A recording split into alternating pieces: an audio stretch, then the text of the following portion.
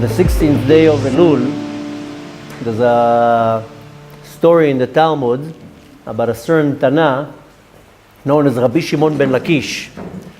And there's a story with him that he was the head of the mob. And he was a gangster. Before he was Rabbi Shimon, he was just known as Ben Lakish. And he was literally, in our terminology, the godfather, the head of the mob.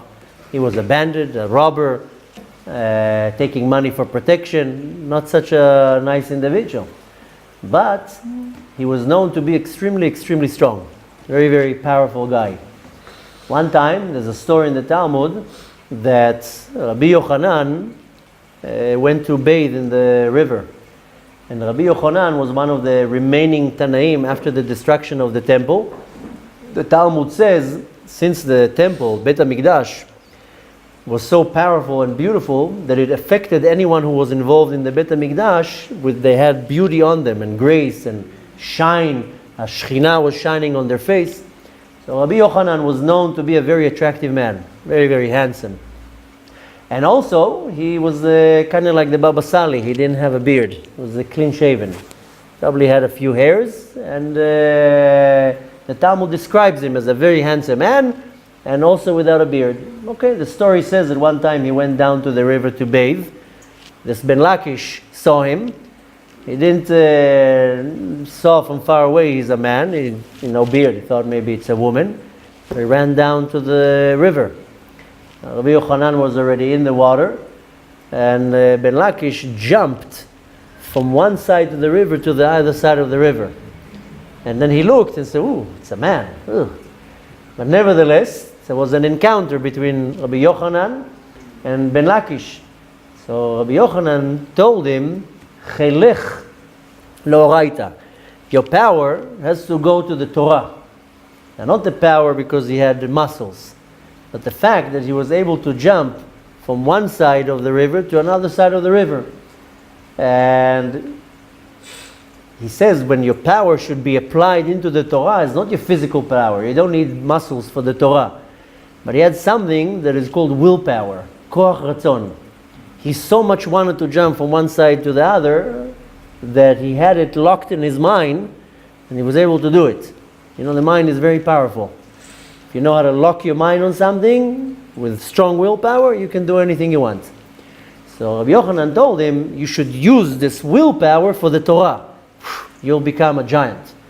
Nevertheless, in this story in the Talmud, he told him, and you know what, if you decide to go in the path of the Torah, my sister, she's even more attractive than me. Just imagine if I'm a man, how attractive I am. My sister is even more attractive. I will throw in a good word for you. And maybe you can have her as a wife. And of course, sure enough, Ben Lakish became one of the greatest of all Tanaim. Okay, this is one story in the Talmud about Rish Lakish. Then there's another story about him, that it says that whoever would see him, Rish Lakish, talking with somebody in the market, then anybody will loan money to that person, loan money to this person without a shtar, without a document, without a chozeh, a contract, and without guarantors. Why? Because Rish Lakish would only talk to people who are honest. And if he would think or see that somebody is not honest, he would not even talk to him. He would nod his head and move on. So the saying in the Talmud that if you would see so-and-so, let's say Moishele, speaking with Rish Lakish, a conversation must be that he's a trustworthy person, and you can lend that person money without witnesses, without guarantors, without a document. Comes a big question, well, what's the big deal? So what? He only talked with Rish Lakish. So it says, no, he would only associate with somebody who's 100% honest. Now what do you see here? You see here extreme, kitzoniut. Because before he made Teshuvah, he was the one who was the most dishonest. He was the one that was the most untrustworthy, a liar, a thief, a cheat, a fraud. Now, he wouldn't even associate with somebody that had a little bit of an impression of dishonesty. So we see here a huge extreme. So what did he do, Rish Lakish? He did such a tikkun, such a rectification. He worked on himself in such a profound way that from becoming the worst of all, He became the best of all when it came to that specific quality. He was a thief, he was a cheat, he was dishonest. His teshuvah was so powerful that he flipped it to the complete extreme that he wouldn't even associate with somebody that lied, cheat, and was dishonest. So, what do we learn from that? This is a very powerful teaching, especially now at the month of Elul when we need to do teshuvah. I mean, sometimes you look at a certain individual and you're saying, wait a minute, 20 years ago you were here, now what's this extreme? And in a positive way, of course. You know that some of the greatest rabbis in our generation are Baal Teshuvahs. If you see now the majority of great rabbis in our generation that do outreach and teach and have huge followings, they're Baal Teshuvah. I'm going to start naming names, but just you use your own analogy. And some of them you look and you're saying, that person, this huge rabbi, was 20, 30 years ago a robber, a bandit, a thief, a cheat, a murderer. Now he's a huge rabbi with a great following. So a real teshuvah is that you're able to go from one end to the other end. In Hebrew it's called kitzoniyut. Maybe in English better, I don't know if to say extreme, but nevertheless the difference from one side to the other. So what do we learn from that? An average person, when he sees a situation, he feels like everybody. I can't do anything here. I can't change much. An average person realizes that he has a certain fault. He says, this, I'll stay with it for the rest of my life. I'm not going to be able to refine it. I can start coming to the Bet Knesset, to shul. I can start putting tefillin. I can start giving tzedakah, learning Torah. That specific fault that I have, I'll never be able to refine it. Leave it as it is. But that's a very wrong approach. The right approach is to focus and to find where you are the worst, where you feel that this is the lost case, and say, specifically in this, I can become better than everybody. So you have to focus on something in your Avodat Hashem and say, in this specific thing, I fail all the time. I fail miserably. And I'll never be able to change it. But we got to take the approach of Rish Lakish, that he was the worst of all when it came to be dishonest and a thief and cheating in business. But his willpower was so strong that he locked his mind, so to say. As we say, there's a saying in the Israeli army, Akol barosh. It's all in the head. Sometimes you do things in the army, you go on a voyage. I don't know if you really can call it a voyage. How would you say a masa? You go on a journey, a trail, 120 kilometers. You're carrying on you 50 kilos. A little journey. You're carrying on you 50, 60 kilos, depending on your gear, depending on your weapon. But nevertheless, you're going in deserts, on mountains, whatever. Sometimes half the journey you're carrying a stretch, and a person is on, like as if you're carrying a wounded person. Go 90 kilometers now, 80 kilometers. Can take you sometimes half a day and a half. And this is not easy. And you have to lock it in your mind. Most people, they break in the middle. But there's a lot of psychological battle in here. You can make it. You can do it. We're there in a minute. We're there in an hour. We're there in a mile. It's almost over. Akol barosh. It's all stuck in your head. But if you make a lock in your mind, you can achieve the impossible. And there are many examples how somebody was in an extreme situation and was able to achieve something that is almost impossible.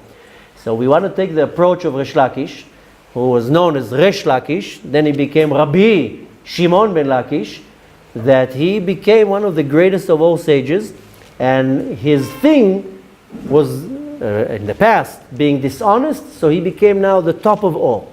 So the right approach is to see where you fail miserably in something, and to not to say this I will never be able to refine, rather to say this is where is the most potential to be for me to be the best of everybody, and I can become number one in this specific thing. One person will become great in learning Torah, genius mind. Another person will become great when it comes to charity. Another person is amazing host. Another person is amazing in outreach. Everybody has something, a certain quality. Needless to say, one should not look at another and say, oh, why he's better than me. He's better than you, because that's the Kadosh Baruch Hu. Hashem wanted him to be better in you in this department. But instead of looking at somebody else and says, he's better than me, he says, where can I be the best? And Hashem gave each and every one of us a quality that you can be the best in. And you know how you know which one is this quality? Is where now you're failing miserably. Now if you already reached to the point that you are at this point the best, good, congratulations, you mastered another piece of your teshuvah. But to the majority of us, look for the thing that you think, this is a lost case, I will never be able to transform it, I will never be able to overcome it. And it doesn't have to be necessarily in the world of the Torah. It can be in overpowering a certain challenge that you have, a desire, a lust, something that you feel that you're failing miserably over and over, like a broken record. So you can recognize there's the most potential for you to become the best at it, and then you just have to have this willpower and apply it there. And everybody has willpower. It all depends if you know how to reveal this willpower. If you really want something, you're able to elevate yourself above everybody. Especially at the time of teshuvah, is to look and to make an assessment. Where exactly am I failing the most? And it can only be when you do it in a very honest way. You don't have to do it publicly. Do it with yourself and say, this is where I fail the most. This is where I feel the most a failure. Now usually people, when they feel in something a big failure, they fall into despair. They don't want to even go to this battle anymore. They say, this battle I'm always going to fail. I'm just going to approach this battle, I'm going to fail. How do I know? Because in the last 20 years, I never was able to make it. Here I was able to make, this I was able to overcome, this I'm able to grow. Here, nothing. Now if you can't find that thing, that something's wrong with your assessment, there's no such a thing that somebody of us doesn't fail miserably in something. You have to be honest, and chas v'shalom, not to go down in your spirit and say, okay, I'm a failure. No. That's where the most power is hidden. The Kadosh Baruch Hu says that's where the potential is. Now, yeah, I'm not saying it easy. It might take you 20 years. But that's where you need to go after, because that's where you're going to have the biggest success of all. And that's where you can become the greatest of all in that specific department. So take the few moments, dig inside your hidden chambers, be honest, and as you say, you put the cards on the table right now, and you find out where you're saying, here I never able to overcome. Now you take that and you're saying, if Reish Lakish and many others were able to take the worst of all their characters and to work on that became the best of all, then so much more so Kadosh Baruch Hu gave me the power that I can do that. And the only way you need to do is switch in your mind. It's called willpower. And if you understand that that's your key to Olam Haba, that's your key for your success, that's what Hashem wants you to do here, then you put it to the test and you apply it in your life, and you'll see that the Kadosh Baruch Hu will make you successful. The Talmud says, "Haba litaer mesayin oto." When you come to become clean or pure, they will assist you. Hashem will help you. You just have to come forward. You make the first step, you make the switch in your mind, and this year, this is the mountain I'm going to climb. This year is the mountain that I'm not only going to climb, I'm going to reach to the top. And I'm going to conquer this specific problem that I have, this yetzer hara, this desire, this inclination, this thing that I fail. Kadosh Baruch Hu already pull you from above. You just need to do 1%, 2%, you make the step, Kadosh Baruch Hu will do the rest.